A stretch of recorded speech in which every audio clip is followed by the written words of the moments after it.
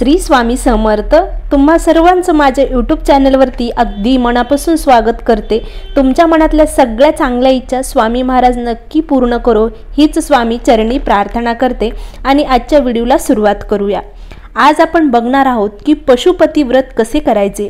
बऱ्याच महिलांनी हे व्रत केलेलं आहे, त्यांनाही बरेच काही अनुभव देखील आलेले आहेत। जे काही स्वामी भक्त आहेत त्यांनी देखील हे व्रत केलेलं आहे, पण ज्या महिलांनी हे व्रत केलेलं नाही आणि त्यांची करण्याची खूप इच्छा आहे तर त्यांनी हे व्रत नक्की करावे। म्हणून ज्यांना हे व्रत करायचं आहे त्यांनी काय नियम अटी पाळायचे याच्यासाठी हा व्हिडिओ मी बनवत आहे। तुम्ही फक्त 5 सोमवारी तुम्हाला हे व्रत करायचे आहे। आपल्या आयुष्यात कितीही संकट असू द्या, दुःख असू द्या, आपल्याला इच्छापूर्ती नक्की होणार। फक्त काही नियम आणि अटी देखील पाळणं गरजेचं आहे। तर आपल्याला काय नियम अटी पाळायच्या, कशा प्रकारे हे व्रत करायचे ते बघूया। खूप जणांचे अनुभव आहेत की हे व्रत केल्याने सगळ्या मनातल्या इच्छा आकांक्षा पूर्ण होतात आणि झाल्यात देखील। ज्यांनी कोणी हे व्रत केले त्यांना नक्कीच काही ना काही त्यांच्या इच्छा ज्या होत्या त्या पूर्ण झालेल्या आहेत। पण अगोदर आपण बघू की हे पशुपतीचं जे व्रत आहे ते का करावे ते आधी मी तुम्हाला सांगत आहे। कसं आहे ना, प्रत्येकाच्या आयुष्यात काही ना काही अडचणी सतत येतात। म्हणजे नवरा बायकोच्या नात्यामध्ये भांडणे होणे किंवा सतत एकमेकांचा तिरस्कार करणे किंवा कोणाला मूल होत नाही, घरातील वातावरण चांगलं राहत नाही, सतत वादविवाद चालू असतात, कोणताच मार्ग सापडत नाही किंवा म्हणजे कोणते ना कोणते छोटे किंवा मोठे असे संकट प्रत्येकाच्या आयुष्यामध्ये चलत असतात। तुम्ही नक्की हे पशुपतीचं व्रत करा तर नक्कीच तुमच्या सर्व अडचणी दूर होतील आणि योग्य तो मार्ग तुम्हाला नक्कीच मिळेल। हे बघा, आपल्याला माहीत आहे की भोलेनाथ खूप भोळे आहेत आणि ते आपण मनातून केलेली भक्तीवर नक्कीच संतुष्ट होतात आणि आपली इच्छा नक्कीच पूर्ण करतात। तर हे व्रत अतिशय सोपं आहे, अवघड अजिबात नाही। फक्त तुम्हाला 5 सोमवार हे व्रत करायचं आहे। हे व्रत कधी करायचं तर हो का, अडचणी प्रत्येकाच्या आयुष्यात सांगून कधीच येत नाहीत।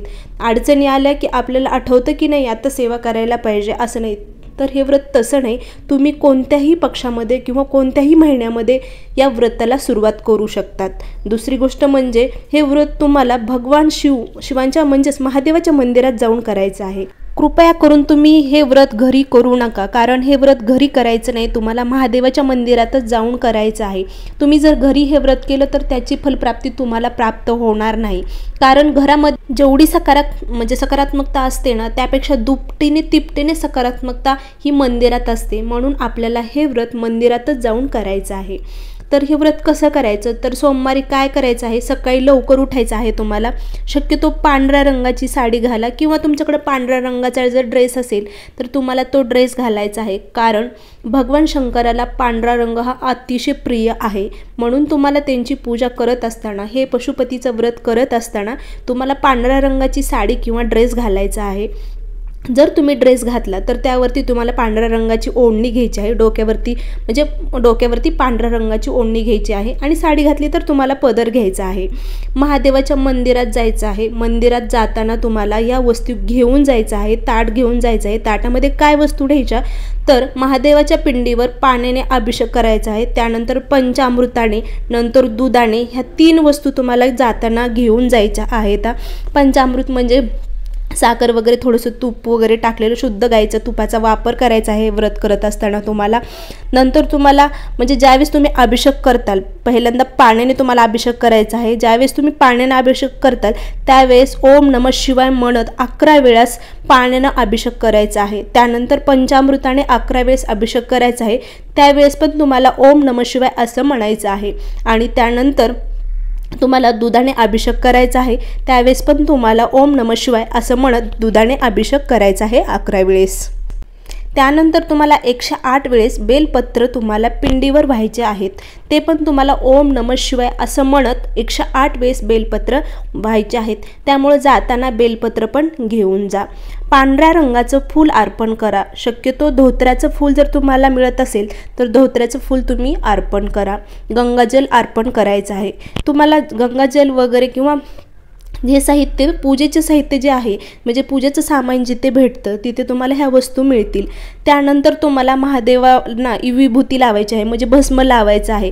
महादेवाला सर्वात प्रिय आहे हा भस्म। त्यानंतर तुम्हाला भस्म लावायचा आहे आणि कापूर लावायचा आहे, धूप लावायची आहे साईडला आणि त्यानंतर कोणतंही एक फळ नैवेद्य म्हणून घेऊन जायचं आहे आणि तिथं अर्पण करायचं आहे। आता तुम्हाला समजलंच असेल की ह्यावरून आपल्याला काय काय साहित्य घेऊन जायचं आहे पूजेला जाताना महादेवाच्या मंदिरामध्ये।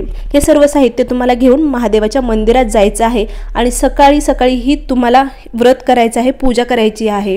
हे वस्तू तुम्हाला तिथे जाऊन अर्पण करायचे आहेत, अभिषेक देखील करायचा आहे आणि सोमवारी तुम्हाला उपवास देखील करायचा आहे। उपवास करत असताना पशुपती व्रताचा उपवास करत असताना तुम्हाला कोणताही शाबूची खिचडी, भगर किंवा आंबट तिखट अजिबात खायचं नाही। तुम्ही फळ खाऊ शकतात किंवा दूध वगैरे घेऊ शकतात। शक्यतो तुम्ही फलाहारच घ्या आणि त्यानंतर पूजा तुम्हाला तिथे जाऊन करायची आहे सकाळी लवकर आणि त्यानंतर तुम्हाला पूजा करण्याच्या अगोदर काहीही खायचं नाही, उपवासच धरायचा आहे। तर कधी खायचं हे देखील तुम्हाला मी व्हिडिओमध्ये सांगणार आहे। व्हिडिओ कंटिन्यू तुम्ही बघत राहा। आता बघू नियम काय पाळायचा। तर पहिलं म्हणजे आपण व्रत करतो ह्याचं लक्षात असू द्यायचं आणि अपशब्द बोलायचे नाहीत। म्हणजे आपल्या ज्या दिवशी आपण हे उपवास करणार आहोत, सोमवारचं पशुपतीचं हे व्रत करत आहोत, तर त्यावेळेस आपल्या तोंडाने कधीही म्हणजे आपल्या तोंडातून वाईट शब्द किंवा शिव्या अशा अजिबात येऊ द्यायच्या नाहीत। फक्त दिवसभर नामस्मरण करायचं ओम नमः शिवाय या मंत्राचं। त्यानंतर तुम्हाला काय करायचं आहे, संध्याकाळी तुम्हाला महादेवाच्या मंदिरात जायचं आहे आणि सकाळसारखीच पूजा करायची आहे संध्याकाळी पण। म्हणजे अभिषेक करायचा आहे पाण्याने, दुधाने आणि पंचामृताने आणि संध्याकाळी फक्त एक वस्तू जाताना घेऊन जायची आहे, ती म्हणजे दिवे। तुम्हाला म्हणजे कणकीच्या पिठाचे मीठ न घालता दिवे करायचे आहेत। 6 दिवे बनवायचे आहेत आणि ते दिवे शुद्ध गाईच्या तुपात भिजवायचे आहेत आणि ते घेऊन जायचे आहेत 6 दिवे। आणि नैवेद्य म्हणून तुम्ही साखर किंवा शिरा वगैरे करून घेऊन जरी गेलात तरी चालतो। संध्याकाळी जाताना 6 दिवे आणि साखर किंवा शिरा जे काही गोड पदार्थ तुम्ही बनवताल ते तुम्हाला घेऊन जायचं आहे। जसं तुम्ही पहिल्या सोमवारी कराल तसंच तुम्हाला 5 सोमवार करायचं आहे। म्हणजे पहिल्या सोमवारी तुम्हाला 6 दिवे केलेले आहेत तसेच 6 दिवे तुम्हाला दुसऱ्या सोमवारी देखील करायचे आहेत। आणि ते त्यातले जे 6 दिवे तुम्ही घेऊन गेलेले आहेत घरून, त्यातले 5 दिवे महादेवाच्या मंदिरात तुम्हाला लावायचे आहेत आणि एक दिवा घरी घेऊन यायचा आहे। आणि घरी तो दिवा घेऊन आल्यानंतर आपल्या मुख्य दरवाजावर ज्यावेळेस आपण मंदिरातून घरी येईल त्यावेळेस मुख्य दरवाजावर घरात प्रवेश करताना उजव्या हाताला तो तुम्हाला दिवा ठेवायचा आहे आणि नमस्कार करून मगच घरात प्रवेश करायचा आहे। त्यानंतर तुम्ही जी काही साखर नैवेद्य म्हणून नेली होती किंवा शिरा नेलेला होता तो घरी आल्यानंतर घरातल्याच फक्त व्यक्तींना द्यायचा आहे, बाहेरच्या व्यक्तींना अजिबात द्यायचा नाही। आणि थोडा तुम्ही साखर असो किंवा शिरा ते तुम्हाला थोडासा खायचा आहे आणि त्यानंतरच तुम्हाला तुमचा उपवास सोडायचा आहे। म्हणजे काय, तुम्ही जे घरात बनवलेलं आहे भाजी चपाती वरण भात ते खाऊन तुमचा उपवास तुम्हाला सोडायचा आहे।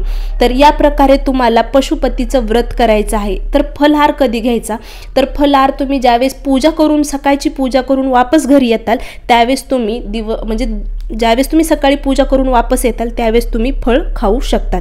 त्या अगोदर तुम्हाला काहीही खायचं नाही। सकाळची पूजा करण्याच्या अगोदर कोणताही फळ किंवा काहीच खायचं नाही। तर या प्रकारे तुम्हाला पशुपतीचं हे व्रत करा। अतिशय सोपं आहे, अवघड काही नाही। फक्त शुद्ध मनाने हे व्रत करा, नक्कीच तुम्हाला त्याची फलप्राप्ती होईल। तुमच्या मनातल्या सर्व इच्छा ज्या काय असतील त्या देखील पूर्ण होतील।